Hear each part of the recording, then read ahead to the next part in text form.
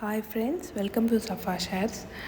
நான் இன்றைக்கி என்னோடய ஸ்டைலில் வாழைக்காய் கோலா உருண்டை செஞ்சுருக்கேன். அதுக்கு தேவையான பொருள்: ஒரு வாழைக்காய், 2 துண்டு தேங்காய், 2 டேபிள் ஸ்பூன் பொட்டுக்கடலை, 2 பச்சை மிளகா, 2 காஞ்ச வத்தல், கொஞ்சமாக கருவேப்பிலை, 10 சின்ன வெங்காயம், 1 டீஸ்பூன் மஞ்சள், தேவையான அளவு உப்பு, 2 டேபிள் ஸ்பூன் எண்ணெய். அதுக்கு ஃபஸ்ட்டு வந்து ஸ்டவ் ஆன் பண்ணி குக்கரை வச்சு அதில் வந்து கொஞ்சம் தண்ணி வச்சுக்கலாம். அதில் வந்து நம்ம வாழைக்காவை வந்து சின்ன சின்னதாக ஸ்லைஸ் பண்ணி அதை போட்டுக்கணும். போட்டுட்டு இதை வந்து 2 விசில் வைக்கணும். மீடியம் ஃப்ளேமில் வச்சுக்கலாம்.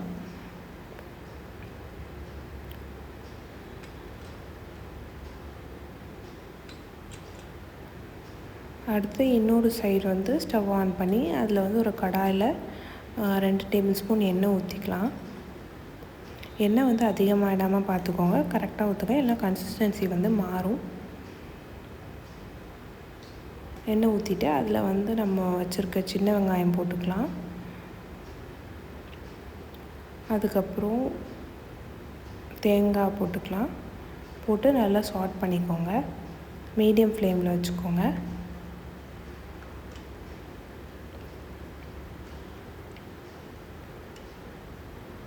நல்லா ஒரு 2 மினிட்ஸ் சாட் ஆன பிறகு அதில் நம்ம வந்து காஞ்ச வத்தல் போட்டுக்கலாம். 2. நான் வந்து இதில் 1.5 வத்தல் தான் போட்டிருக்கேன். எனக்கு வந்து காரம் கம்மியாக இருந்தால் போதும்ன்ட்டு நான் போட்டிருக்கேன். அதனால் 1.5 காஞ்ச வத்தல் போட்டுக்கோங்க.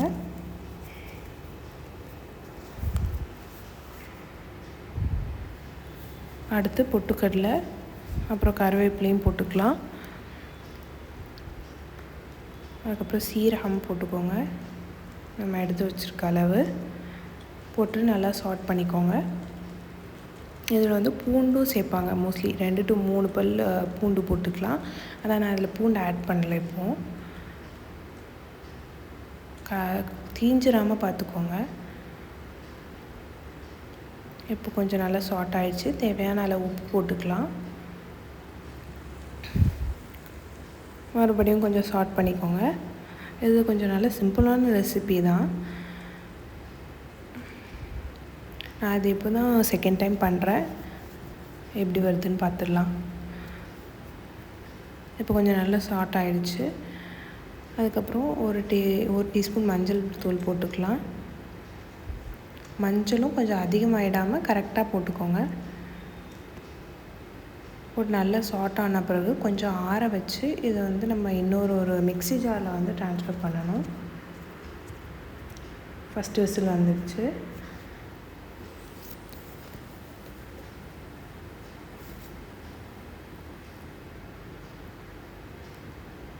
அந்த மாதிரி நல்லா சாட் ஆகி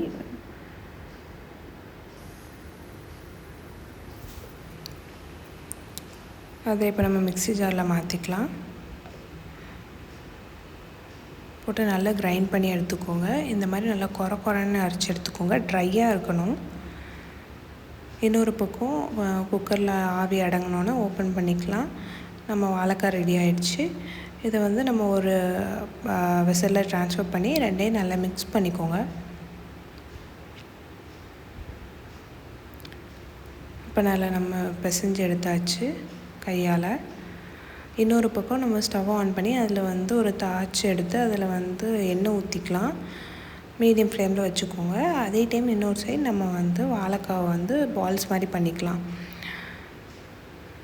அதுக்கு கையில் வந்து கொஞ்சமாக எண்ணெய் விட்டு பால்ஸ் எடுத்துக்கோங்க. ஒரு வாழைக்காயில் 6 to 7 பால்ஸ் வரைக்கும் வரும். இந்த மாதிரி எடுத்துக்கலாம். இன்னொரு பக்கம் எண்ணெய் சூடாயிடுச்சு. இதில் வந்து நம்ம வச்சுருக்க பால்ஸ் எல்லாத்தையும் போட்டுடலாம்.